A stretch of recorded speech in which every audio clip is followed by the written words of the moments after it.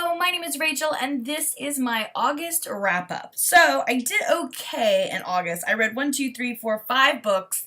Not as much as I would have liked, but okay, considering that I went back to work. I started back on August 1st and it has been crazy. So I feel pretty good that I read 5 books, but I totally bombed on everything I wanted to participate in this month.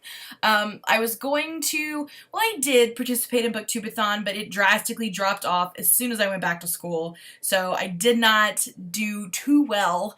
And I had all the intention. I even posted a TBR for the Newts Readathon, and that totally just did not happen. So definitely I'm hoping to participate the next time, but this month was a disaster. So without further ado, let's get into the 5 books that I did manage to read. So the first book I finished in the month of August was for Booktubeathon. It was for the Challenge of One with a Beautiful Spine, and for that I went with Eleanor by Jason Gurley. This is probably one of the most pretty covers that I own, so I was excited to jump in. However, I just did not really get into it. It's very fantastical, which I was not expecting. It deals with a lot of like kind of time travel and like doors or like portals, and I think maybe if I had been expecting it going in, it might have been different, but probably not. I don't know. It just seems so like angsty and dark, and it seemed like there was just generations of women that weren't happy, and it was just, I thought it was just kind of sad. But like I said, I was expecting more of like a historical fiction, and it was not. We start with the grandmother of the main character, whose name is also Eleanor, and she is just miserable basically and wanders off into the ocean while she's pregnant and doesn't come back. So that's how it starts. So, and it just kind of goes down from there. It was kind of depressing, and I don't know. I just wasn't a great fan of it. It's a beautiful book though.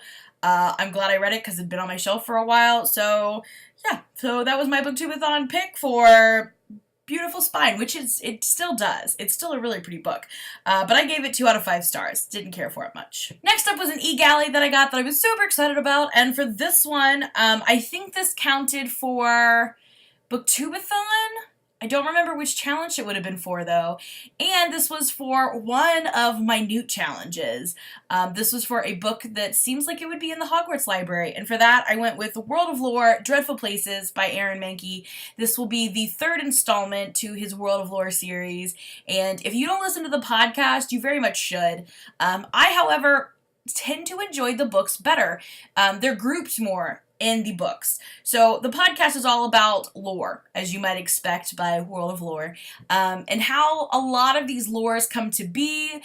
You're able to kind of explore things that happen around the world, very similarly, that might have different names, and I really enjoy it. I like all the history that ties in, all the personal connections with people who've lived before us. I really enjoy them, but with the podcast, it's just kind of like, here's one this week.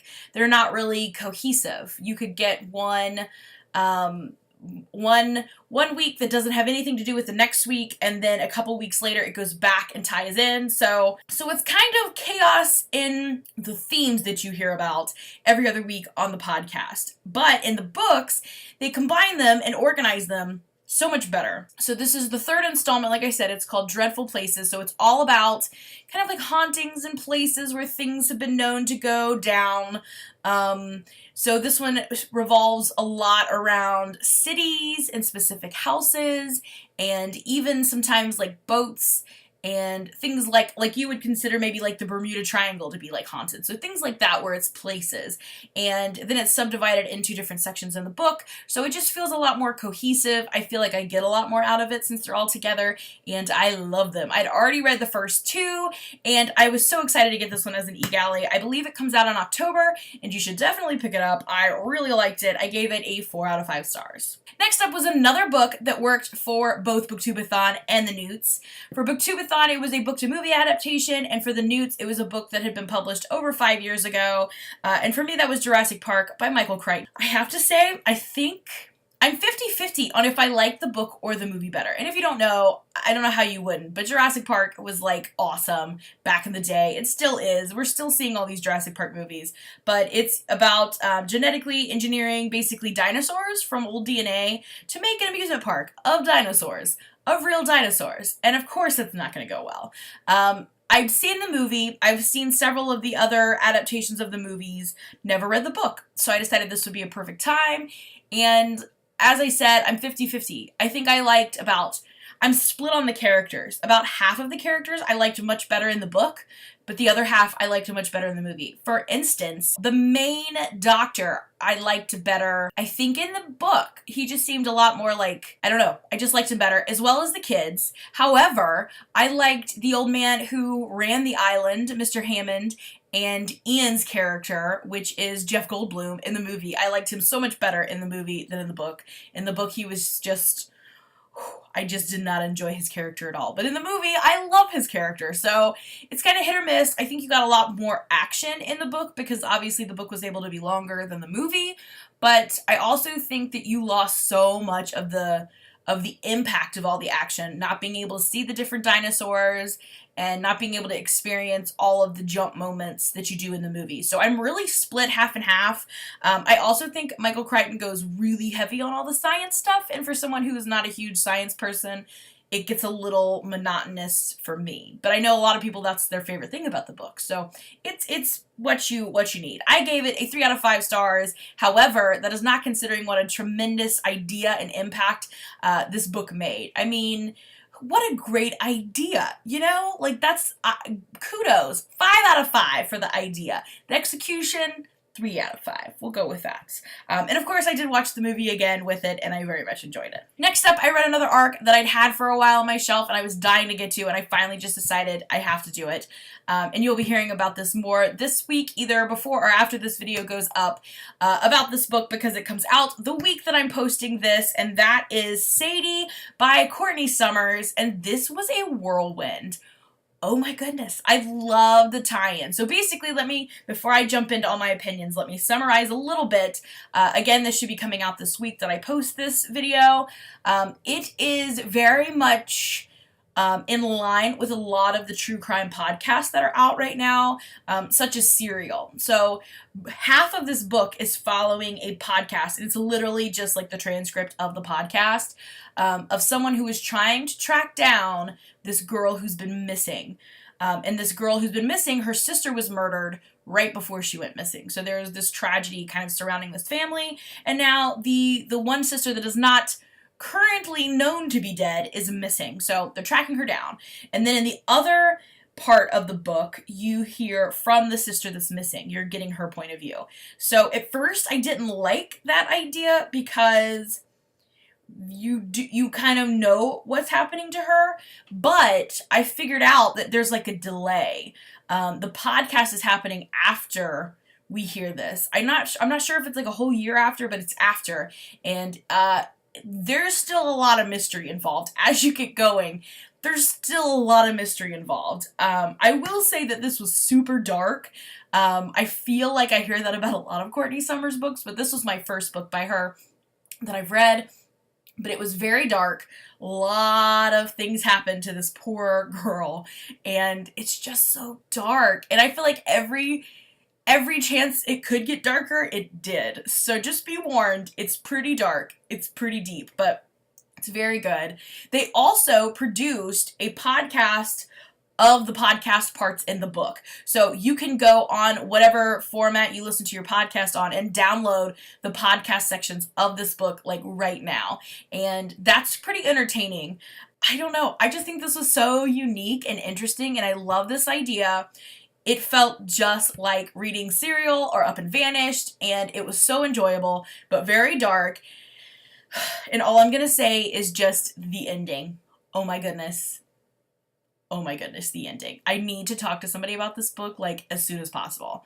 So if you read this, let me know what you think. The ending. Oh my gosh. And the last book that I finished this month, I actually have right next to me because I just finished it recently, and that is The Serpens Secret, Kiran and the Kingdom Beyond by Sayantani Dasgupta or Dasgupta. But anyway, as you can see from the cover, it's gonna be a fantasy novel. It's very heavy on the mythology, but this time it's Indian mythology, which I feel like we don't see much. But first off, if you like Percy Jackson and that style, you're gonna like this book. This follows Kiran, our main character, who is kind of a badass female. She's in the 6th grade, and she comes home one day and her parents are missing, and these 2 princes show up at her door. She finds out that she actually is a princess, that her parents are not her real parents, but they have been sucked into the Kingdom Beyond. So she must kind of venture out into this mythical world, rich with Indian culture, to save her adopted parents. And along the way, she's dealing with a prince that's cute but also annoying, and dealing with the idea that she is in fact a princess and that things are a little weird. One of my favorite things about this book are the rock kush.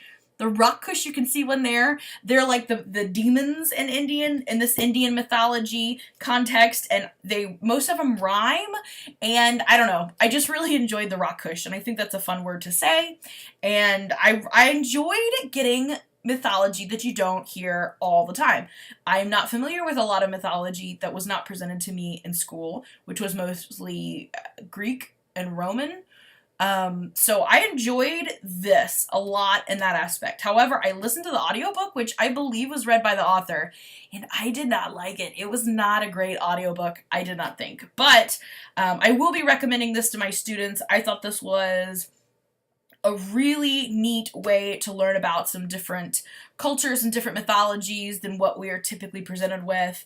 And like I said, it's very much in the same idea as Percy Jackson, these kind of adventures into this mythical world where you experience firsthand these mythological creatures. So I think the kids are going to like this. Personally, I gave it a 3 out of 5 stars, but I think middle grade students will really, really enjoy that one. So there are the 5 books that I read. I would say my average probably rating this month was like a 3 to 4. So I had an okay reading month, and I read almost 2,000 pages, so that's pretty good. Currently I have several books that I'm reading, so hopefully September will be an even bigger success than October now that I'm back in the groove a little bit. So that's all I have for you today. Thank you for watching. Let me know down below what your favorite book you read in August was. I would love to hear, and I will see you again in another video soon. Bye for now.